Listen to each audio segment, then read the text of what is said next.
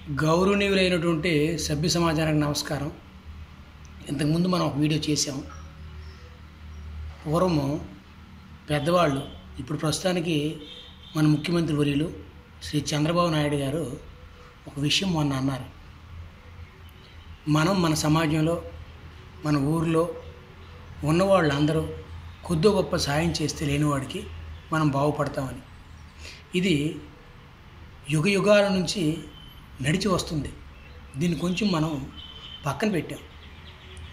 పురాతనం కథలుగా మన ఇంట్లోన కొంచెం ఉన్నవాళ్ళు వాళ్ళ ఇంట్లో ఎవరైనా పని చేసినప్పుడు ఒక గరిషెడు ధాన్యం ఇచ్చేవాళ్ళు.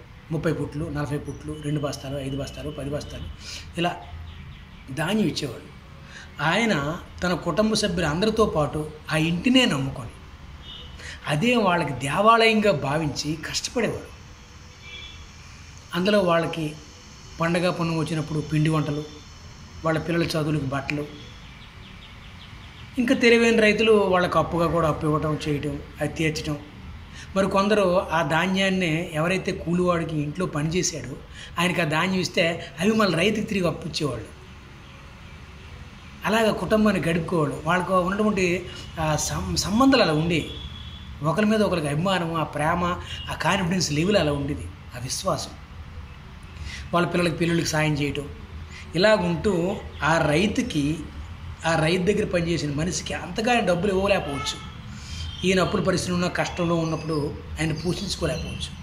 కానీ ప్రకృతి ఉందే, ఏదైతే మనం నమ్ముకుంటున్నామో దేవుడని, ఆ ప్రకృతి ఆయనకి సాయం చేసింది.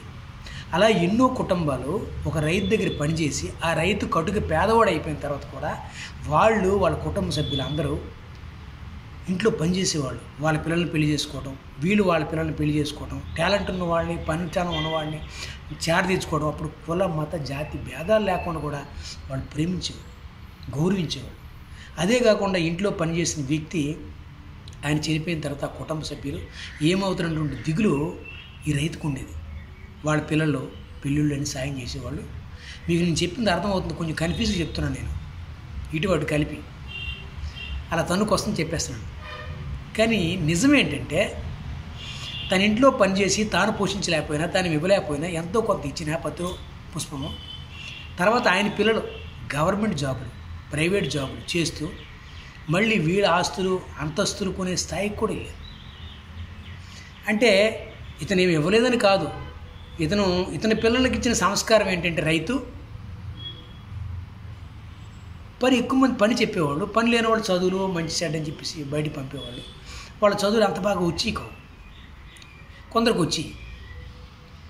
కానీ వీళ్ళ పిల్లలు కష్టమేంటో తెలుసుకొని ఇంటి దగ్గర ఉండి కష్టపడి చదివి ఆ పూటకు ఉన్నా లేకపోయినా రైతు దగ్గర తెచ్చుకొని, ఎక్కడ తెచ్చుకొని అప్పు తెచ్చుకొని తిని చేసి మంచి ఉద్యోగాలకు, మంచి పొజిషన్స్కి వెళ్ళి మంచి బాగా ఆస్తులు కొని ఇల్లు కట్టుకున్నారు. అంటే ప్రకృతి ఏదైతే ఉందో నీ నీతి నిజాయితీ, పనిచేసేవాడు నీతి నిజాయితీ ఎక్కడ కాపాడించోడండి. అంటే ఎవరైతే టాలెంట్ ఉందో, కష్టపడతారో, విశ్వాసంతో ఉంటారో, మోసం చేయరో, స్వార్థంగా ఉండరో, వాళ్ళు ఎప్పటికైనా పనికి వస్తారు, వాళ్ళ కుటుంబం పైకి వస్తుంది.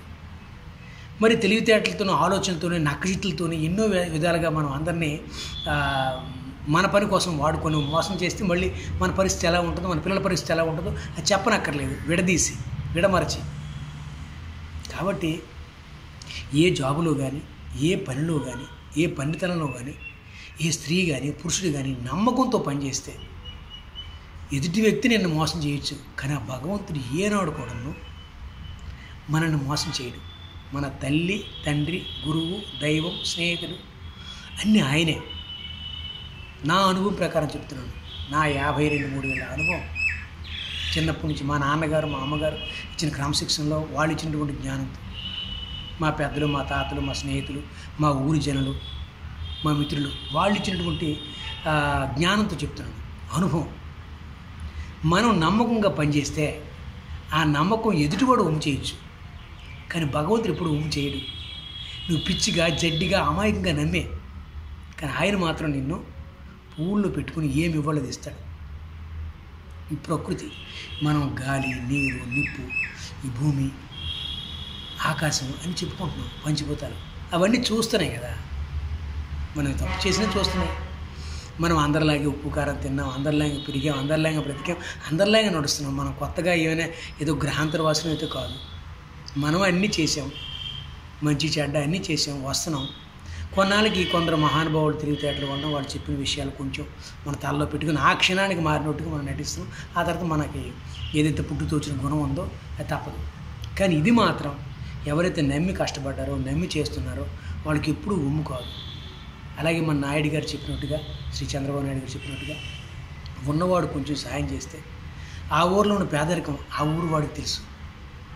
ఆ ఇంట్లో ఉన్నటువంటి మన పిల్లలు ఎవడు చదువుతాడో, ఎవడు చదవడో, ఎవడు కష్టపడుతున్నాడో, ఎవడు దొంగ వేదవో అనేది మన పిల్లల గురించి మనకు తెలుసు.